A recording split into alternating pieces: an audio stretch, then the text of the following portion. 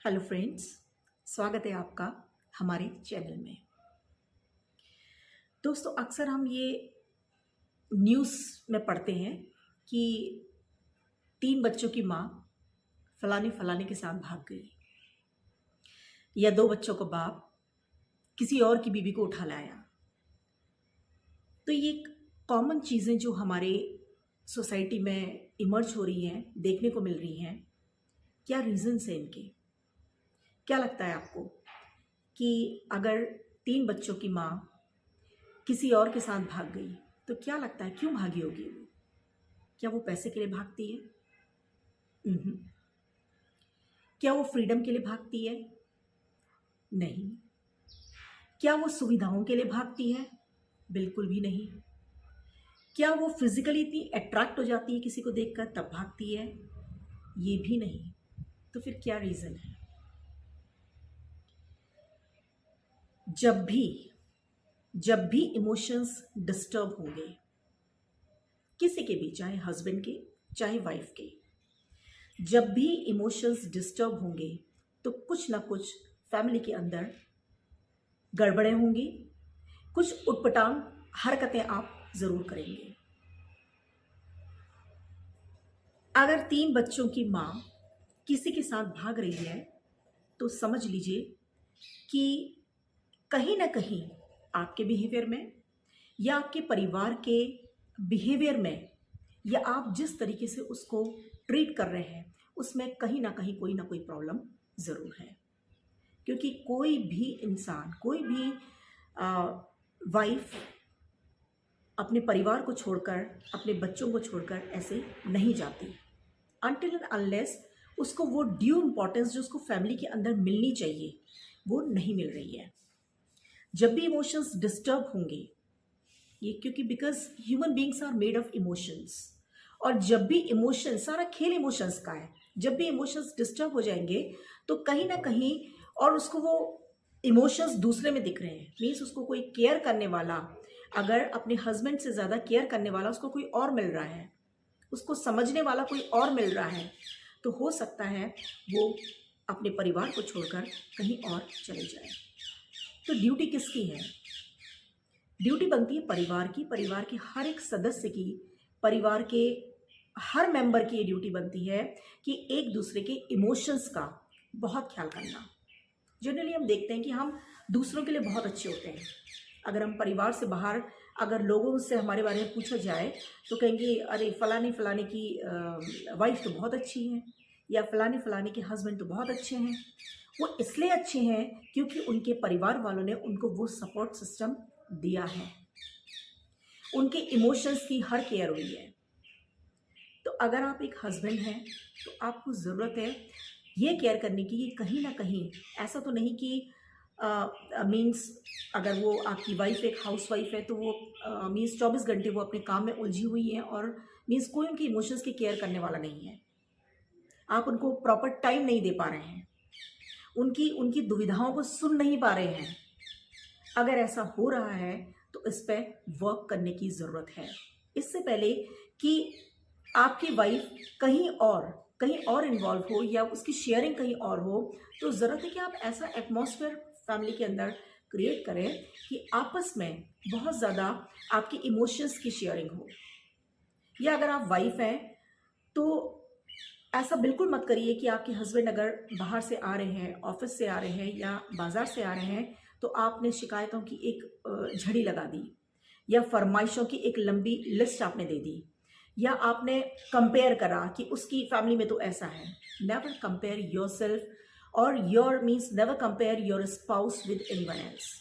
अगर आप हस्बैंड हैं चाहे आप वाइफ हैं, अपने वाइफ को या अपने हस्बैंड को दूसरे के हस्बैंड या वाइफ से बिल्कुल भी कंपेयर मत करिए, क्योंकि अगर आपका जोड़ा बना है तो आप भी उसी लायक हैं जब आपकी मैरिज हुई होगी। वरना आप आपकी शादी शाहरुख खान से क्यों नहीं हो जा रही है, या आपकी शादी दीपिका पादुकोण से क्यों नहीं हो जा रही है? क्योंकि आपका वो लेवल नहीं है। आपका जो लेवल है आपको वही वाइफ मिली है, या आपका जो लेवल है आपको वही हस्बैंड मिला है। चाहे आप अपनी एजुकेशनल क्वालिफिकेशंस के बेसिस पे देखें, या मीन्स आप 100% ये तो श्योरिटी है कि जब आपकी मैरिज हुई होगी तो आपने सब कुछ जांच पड़ताल के बाद ही आपने शादी करी। अगर आपने लव मैरिज करी तब भी आपने कुछ तो देखा होगा उसके अंदर। तो अब अगर सालों गुजर रहे हैं या 1-2 साल भी गुजर रहे हैं या कई साल गुजर रहे हैं, तो अचानक ऐसा क्या हो जा रहा है कि आपका ध्यान भटक के किसी और की तरफ जा रहा है। तो इसमें बहुत वर्कआउट करने की जरूरत है, क्योंकि ऐसे हम देख रहे हैं कि सोसाइटी में बिल्कुल फैमिलीज टूट रही हैं।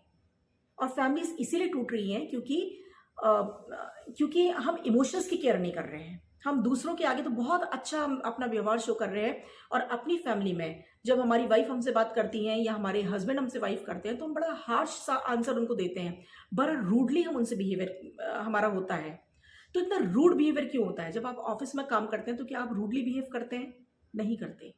वहाँ पर आप बहुत सॉफ्ट स्पोकन होते हैं। आपका अपने अपने लोगों के साथ, स्टाफ के साथ, अपने कलीग्स के साथ बड़ा अच्छा सा रिलेशनशिप होता है। आप इस पूरी कोशिश करते हैं कि आप अपने आप को बहुत एक अच्छे तरीके से प्रेजेंट करें।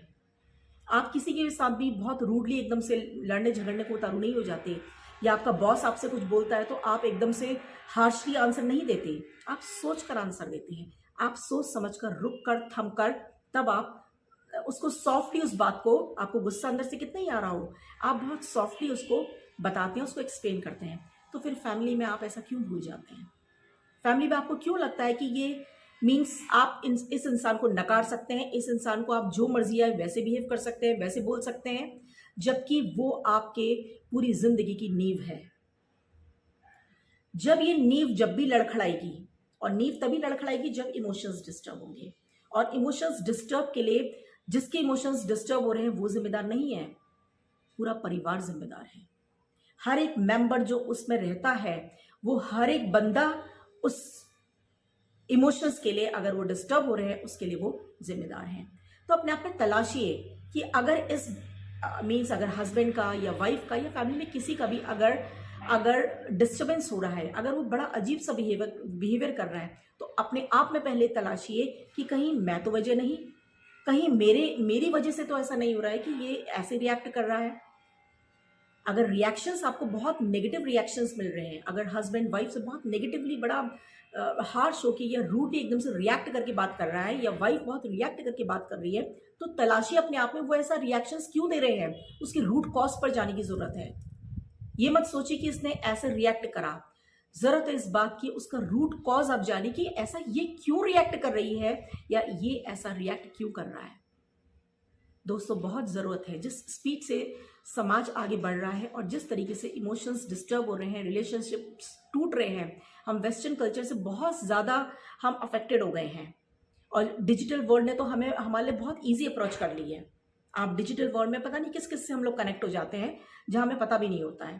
ठीक है, तो इतना अपने आप को इमोशनली कनेक्ट मत करिए। मैं ये नहीं बोल रही कि आप बात मत करिए, या आप चाहे आप डिजिटल वर्ल्ड में हैं या आपके स्कूल में, आपके स्टाफ में, आपके कहीं पर भी, मैं ये नहीं बोल रही कि क्योंकि हर जगह आपको जेंट्स भी मिलेंगे, लेडीज भी मिलेंगी, तो बात तो होगी ही होगी, बट आप एक डिग्निफाइड डिस्टेंस हमेशा एक मेंटेन करके रखिए। इतना भी अपने आप को ना आज़ाद छोड़िए और ना किसी को इतनी आज़ादी दीजिए कि आपसे कुछ भी बोल जाए। तो इतना डिग्निफाइड डिस्टेंस हमेशा एक मेंटेन करने की ज़रूरत है। इतना भी आप उसको फ्रीडम मत दीजिए कि वो आपके इतना क्लोज आ जाए कि वो आपकी फैमिली में धीरे धीरे घुसने लगे, या आपकी लाइफ में वो धीरे धीरे घुसने लगे। जब भी ऐसा हो, तुरंत उसी वक्त अपने आप को रोक लीजिए, क्योंकि अगर बात आगे बढ़ती चली गई तो बात निकलेगी तो फिर दूर तक लग जाएगी।